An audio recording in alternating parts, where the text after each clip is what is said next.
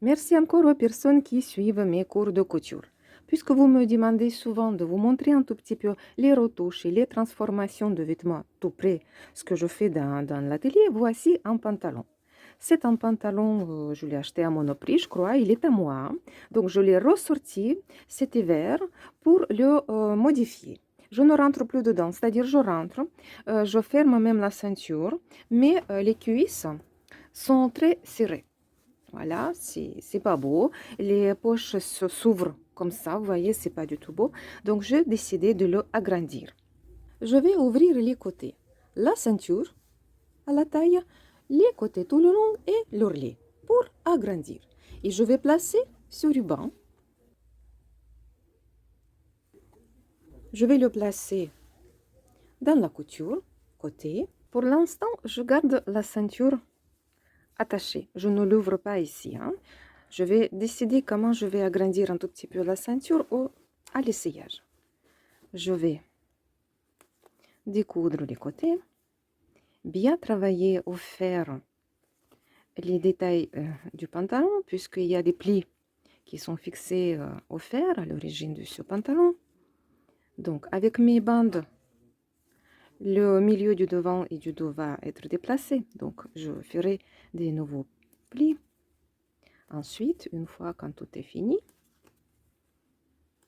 la jambe est ouverte comme ceci. Vous voyez, j'ai ouvert un tout petit peu l'ourlet.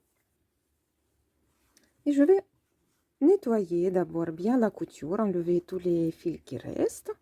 Et je vais placer ce ruban carrément sur les côtés, comme ceci. Hop, et piquer tout à ras, à même pas à 1 mm de ce ruban. Bien évidemment, tout d'abord, il faut décatir le ruban.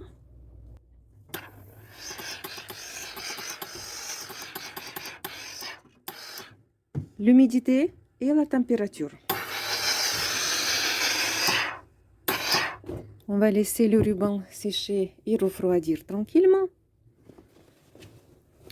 Et travailler le pli du pantalon.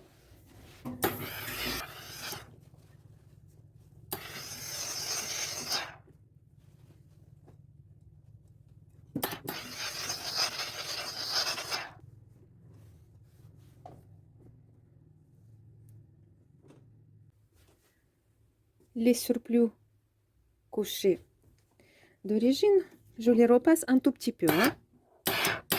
Juste aplatir un tout petit peu, mais pour que la pliure initiale, la cassure, reste visible.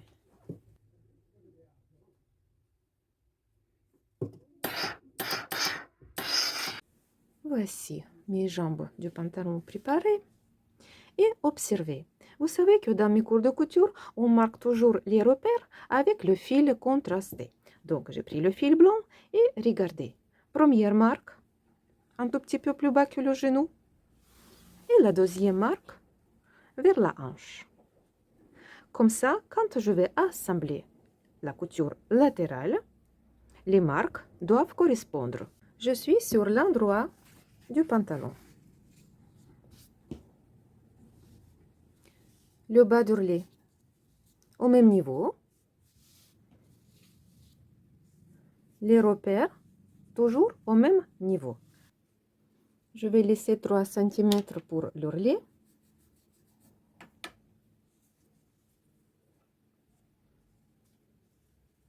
Et je place sans tirer tranquillement le ruban. D'abord, je vais épingler le bord du ruban à la pliure de l'ancienne couture.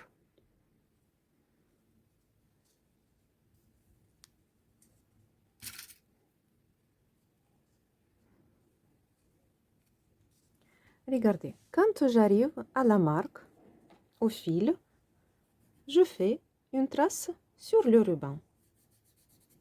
Comme ça, deuxième côté, il va arriver au même niveau, comme ceci. Donc, j'épingle. Pour j'épingle tout le long d'un côté, je bâtis et je pique.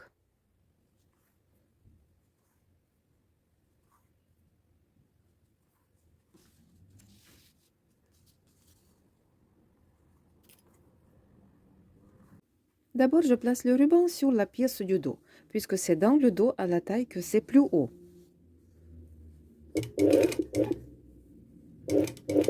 Et je pique vraiment sur le bord à 1 mm, même pas.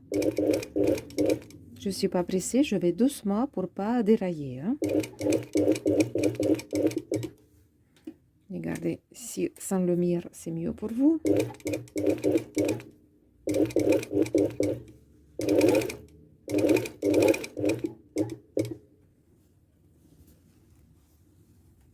Voilà, on voit même pas ma piqûre.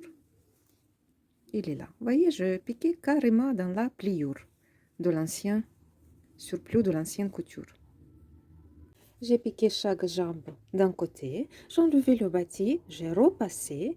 Maintenant, je vais épingler mon ruban sur la pièce du devant. Mes repères doivent correspondre.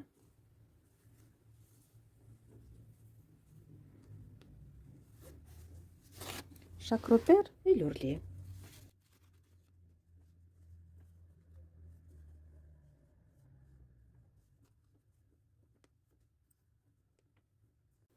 Sur l'ourlet, bien évidemment, tout est à plat.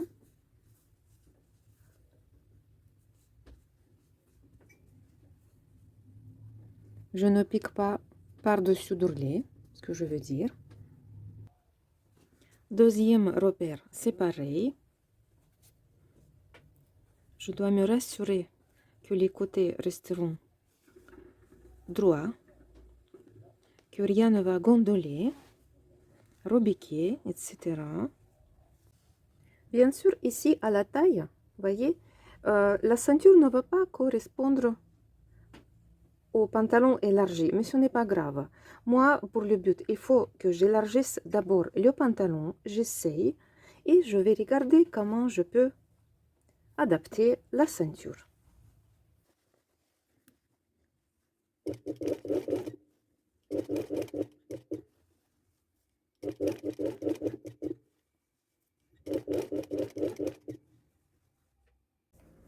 Et voici, ce pauvre vieux pantalon est terminé sur le côté, juste élargi de 1 cm et demi.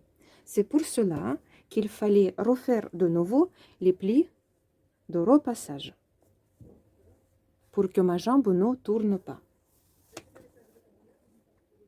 Et bien que je voulais tricher, vous en souvenez, j'ai de fait que juste une petite partie de volet pour y placer la bande, mais finalement non. J'ai complètement ouvert l'ourlet, puisqu'il y avait un décalage, je voulais le raccourcir un tout petit peu vers le devant. Donc du coup, j'ai tout resurfilé et refait l'ourlet proprement avec les points invisibles. La deuxième triche n'est pas réussie non plus.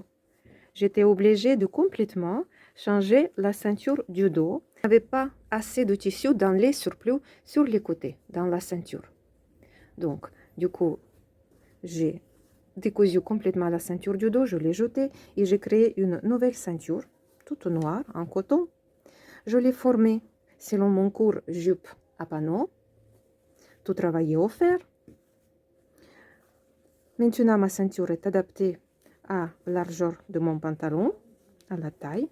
Comme je vous ai déjà montré dans plusieurs publications sur les pantalons, j'ai une seule couture unique de la fourche sur la ceinture, comme ça. Ensuite, la ceinture est rabattue.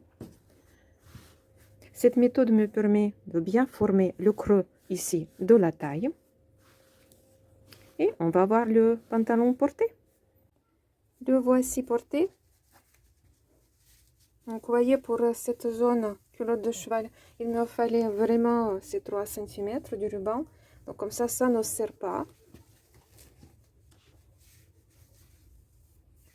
La ceinture est adaptée au creux de mon dos. La poche reste fonctionnelle. Je suis trop contente de récupérer ce pantalon.